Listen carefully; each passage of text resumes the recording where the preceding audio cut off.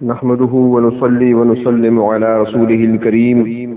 أما بعد أعوذ بالله من الشيطان الرجيم بسم الله الرحمن الرحيم وإذ قال ربك للملائكة إني جاعل في الأرض خليفة قالوا أتجعل فيها من يفسد فيها ويسفك الدماء ونحن نسبح بحمدك ونقدس لك قال إني أعلم ما لا تعلمون صدق الله مولانا العظيم مولاي صل وسلم دائما أبدا على حبيبك خير الخلق كلهم۔ آج ہمارے سلسلے کا 34واں درس ہے۔ سورۃ البقرہ کی آیت نمبر 30 آج کے درس کا عنوان ہے، اور ان آیات میں حضرت آدم علیہ السلام کی خلافت کے اعلان، فرشتوں کے اعتراض اور اس سے متعلق کچھ تفصیلات کا ذکر ہے۔ ارشاد فرمایا وَإِذْ قَالَ رَبُّكَ لِلْمَلَائِكَةِ، اور جب تیرے رب نے فرشتوں سے فرمایا انی جاعل، کہ بے شک میں پیدا کرنے والا ہوں یا بنانے والا ہوں، فی الارض، زمین میں، خلیفہ کو اپنا نائب بنانے والا ہوں۔ قالوا اتجعل فیہا، فرشتوں نے عرض کیا کہ کیا آپ پیدا فرمائیں گے اس زمین میں، من یفسد فیہا، جو اس میں فساد کرے گا، ویسفک الدماء، اور خون ریزی کرے گا، ونحن نسبح بحمدک، اور ہم آپ کی تسبیح بیان کرتے ہیں جو حمد کے ساتھ ملی ہوئی ہے، ونقدس لک، اور آپ کی بزرگی بیان کرتے ہیں۔ قال، اللہ تعالی نے ارشاد فرمایا انی اعلم، بے شک میں جانتا ہوں، ما لا تعلمون، جو تم نہیں جانتے۔ مادی انعامات کے تذکرہ کے بعد اس رکوع میں اللہ تبارک و تعالی نے ان روحانی اور نفسانی نعمتوں کا تذکرہ فرمایا جو اس نے انسان کو عطا فرمائی۔ چنانچہ اس مقام پر حضرت آدم علیہ السلام کی تخلیق اور خلافت ارضی کو بیان فرمایا گیا۔ تخلیق آدم ایک بنیادی بات ہے۔ اللہ تعالی نے اپنی خلافت آدم علیہ السلام کو عطا فرمائی، اور پھر یہ خلافت بنی نوع انسان میں ودیعت کر کے خلافت ارضی کے مسئلہ کو واضح کر دیا گیا۔ گویا اس رکوع میں موضوع خلافت ارضی ہے۔ اس زمین پر کئی دور گزر چکے ہیں، کئی اقوام یہاں پر آباد رہ چکی ہیں، لیکن ان کے حوالہ جات تاریخ میں تو ملتے ہیں، قرآن و حدیث میں نہیں ملتے۔ حضرت آدم علیہ السلام کی تخلیق سے تاریخ انسانی کا دور شروع ہوتا ہے، لیکن کچھ مورخین نے انسان کے زمین پر قدم رکھنے سے پہلے بھی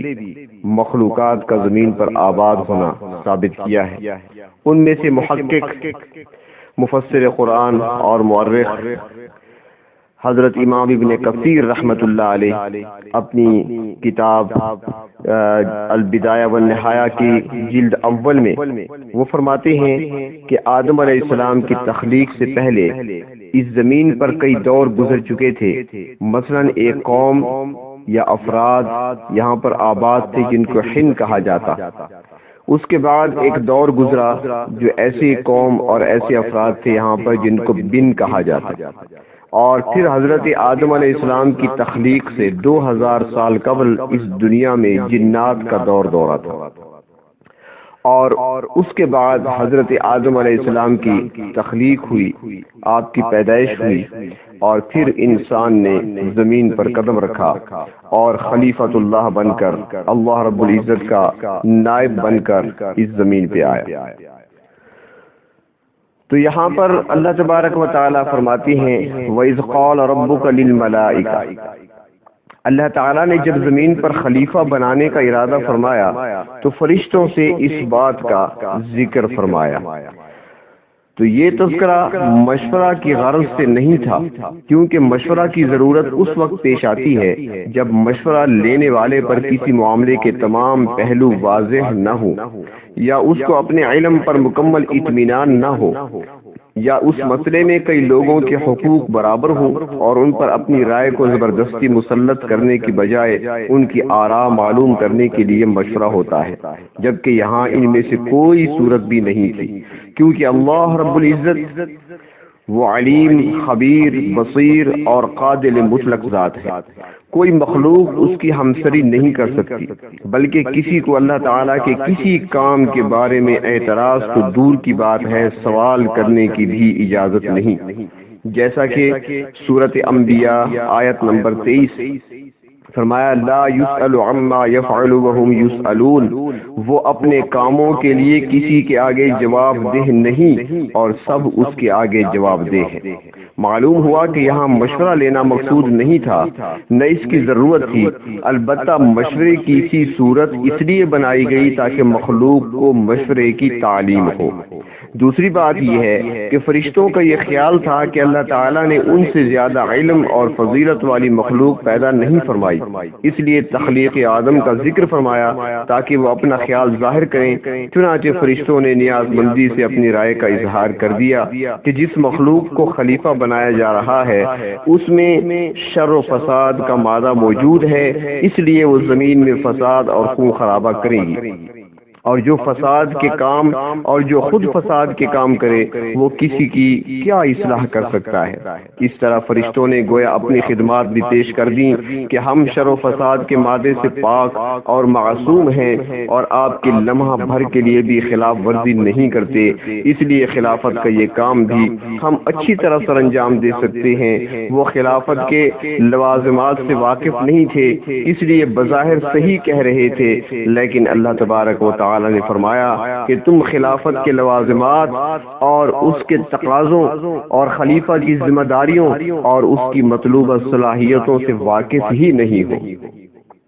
حضرت آدم علیہ السلام سب سے پہلے انسان اور سب سے پہلے پیغمبر ہیں، جنات اور فرشتوں کو ان سے پہلے پیدا کیا جا چکا تھا۔ محققین کے شمار کے مطابق قرآن مجید میں حضرت آدم علیہ السلام کا ذکر 16 مرتبہ آیا ہے۔ مختلف حدیثوں میں حضرت آدم علیہ السلام کی پیدائش کے جو حالات آتے ہیں ان کا خلاصہ یہ ہے کہ حضرت آدم علیہ السلام بغیر ماں اور باپ کے پیدا ہوئے۔ جب اللہ تبارک و تعالی نے ان کو پیدا کرنے کا فیصلہ فرمایا تو ایک فرشتے کو حکم دیا کہ وہ زمین پر جائے اور ہر جگہ کی مٹی لے کر اس سے آدم علیہ السلام کا خمیر بنائے، یعنی ہر جگہ سے مٹی مختلف رنگ کی ہوتی ہے، کہیں پر چکنی ہوتی ہے، کہیں پہ بھربری ہوتی ہے، کہیں پہ سخت، کہیں پہ نرم، کوئی مٹی سفید ہوتی ہے تو کوئی سیاہی مائل ہوتی ہے تو کوئی مٹی سرخ ہوتی ہے، مختلف رنگوں کی مٹی، مختلف مزاج کی مٹی۔ اور یہی وجہ ہے کہ آدم علیہ السلام کی جب اولاد اور ذریت پھیلی ہے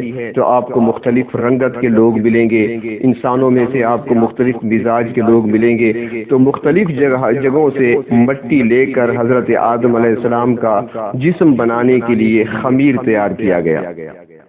روایات میں آتا ہے کہ فرشتے نے مکہ مکرمہ اور طائف کے درمیان لغمان نامی جگہ پر حضرت آدم علیہ السلام کا پتلا بنایا۔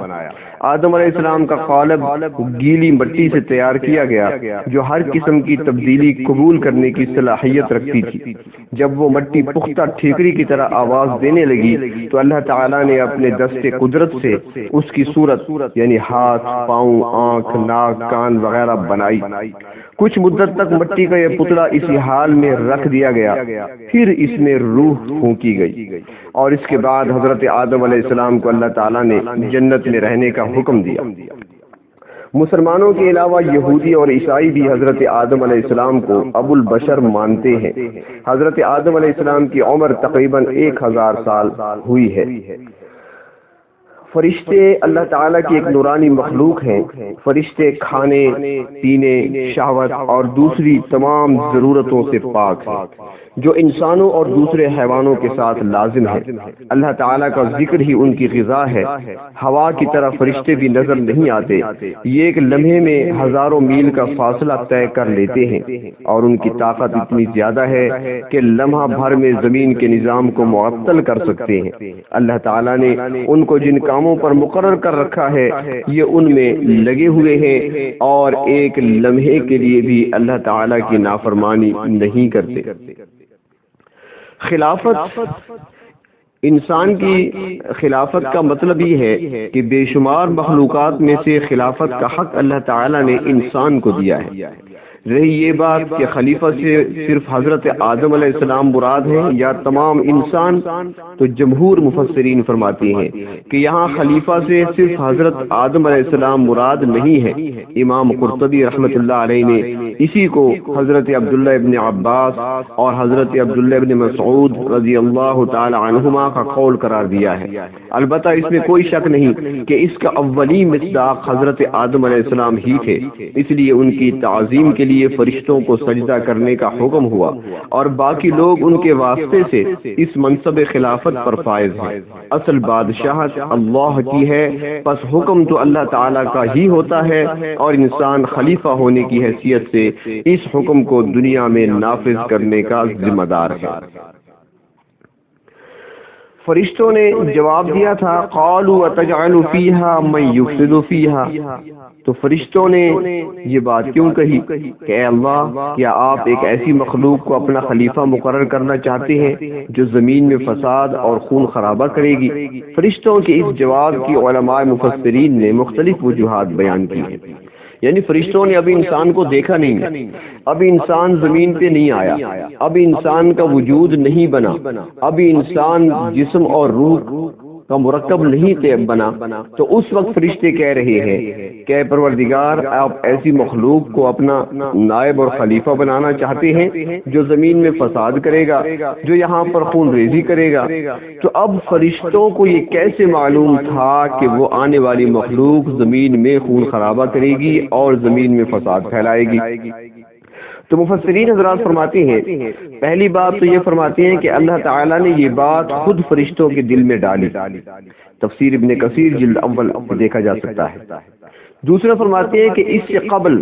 جنات ایسا کر چکے تھے، جیسا کہ حضرت عبداللہ ابن عمر رضی اللہ تعالی عنہما فرماتے ہیں کہ آدم علیہ السلام کی پیدائش سے 2000 سال پہلے سے زمین پر جنات رہتے تھے، انہوں نے زمین میں فساد مچایا اور خون ریزی کی، چنانچہ اللہ تعالیٰ نے فرشتوں کے لشکر بھیجے جنہوں نے ان کو مارا اور انہیں بیابانوں اور پہاڑوں کی طرف بھگا دیا۔ ان کے کرتوت دیکھ کر فرشتوں نے انسانوں کو بھی ان جیسا سمجھا، اس لیے انہوں نے کہہ دیا کہ وہ زمین میں فساد پھیلائیں گے اور زمین کے اندر خون ریزی کریں گے۔ تفسیر ابن کثیر جلد اول، تفسیر جلالین جلد اول۔ تیسرا فرماتے ہیں کہ فرشتوں نے ایسا خلیفہ کے لفظ سے سمجھا کیونکہ وہ جانتے تھے کہ خلیفہ وہ ہے جو لوگوں کے درمیان فیصلے کرے،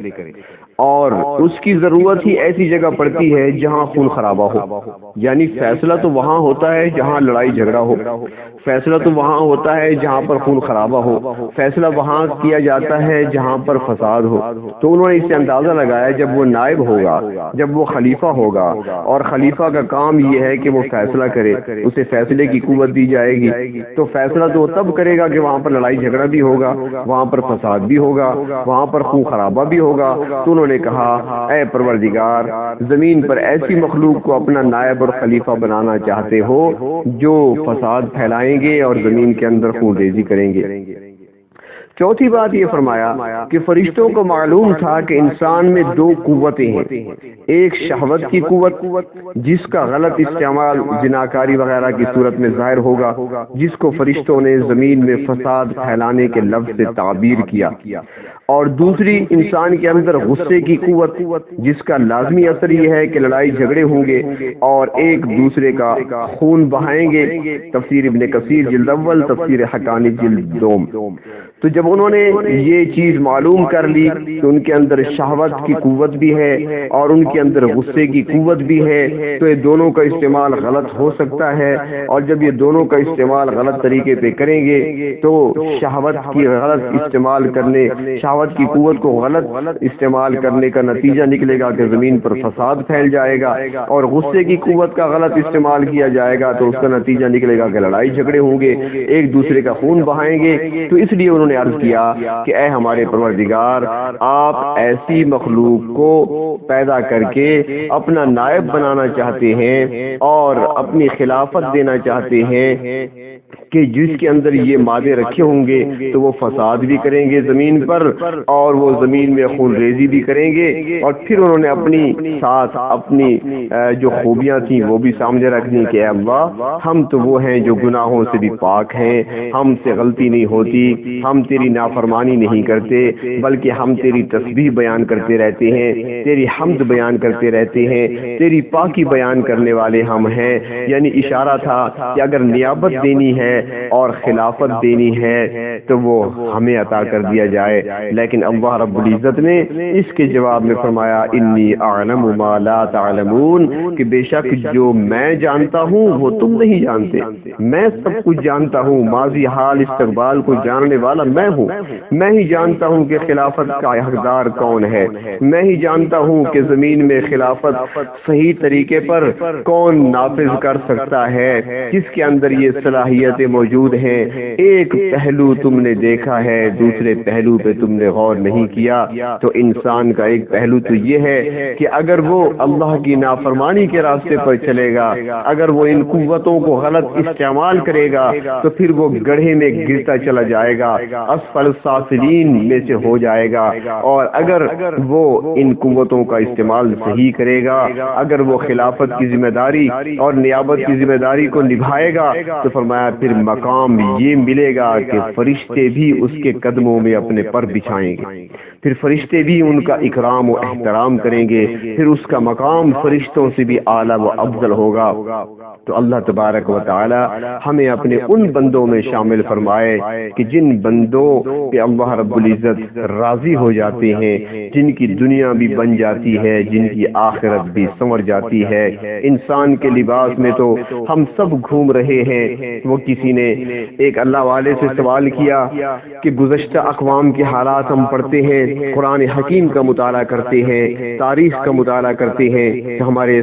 سامنے یہ بات واضح ہوتی ہے کہ جن لوگوں نے، جن افراد نے، جن قوموں نے اللہ کی نافرمانی کی، اللہ رب العزت نے ان کی شکلوں کو مسخ کر دیا تھا، کوئی بندر بن گئے، کوئی سور اور خنزیر بن گئے، مختلف جانوروں کی شکل میں وہ تبدیل ہو گئے۔ آج ہم جرائم اور گناہ تو ان سے بھی زیادہ کرتے ہیں، شکلیں کیوں نہیں بدلتی؟ تو اس اللہ والے نے جواب دیا، اس نے کہا کہ کون کہتا ہے شکل نہیں بدلتی، دیکھنے والی آنکھ چاہیے۔ اگر کوئی آنکھ دیکھنے والی ہو تو وہ دیکھ سکتی ہے کہ بازار میں کتنے حقیقی انسان گھومتے پھرتے ہیں اور کتنے جانوروں کی شکلوں میں ہیں۔ تو اللہ رب العزت ہمیں انسان ہی ہمیں پیدا فرمایا اللہ نے، تو اللہ رب العزت ہمیں انسان ہی رکھے اور انسانوں والی عادات ہی نصیب فرمائے، ورنہ وہ کسی نے کہا ہے کہ بہت سے ایسے لوگ زمین پر رہتے ہیں جو ہیں تو خلاف آدم میں لیکن ہیں خلاف آدم، خلاف آدم میں خلاف آدم ہے۔ ہمیں اللہ رب العزت خلاف آدم نہ بنائے، ہمیں اللہ رب العزت ہمیں صحیح معنوں میں اپنا بندہ بنائے، بندگی کی توفیق عطا فرمائے اور ہماری بندگی کو اپنی بارگاہ میں قبول فرمائے۔ وآخر دعوانا عن الحمد للہ رب العالمین۔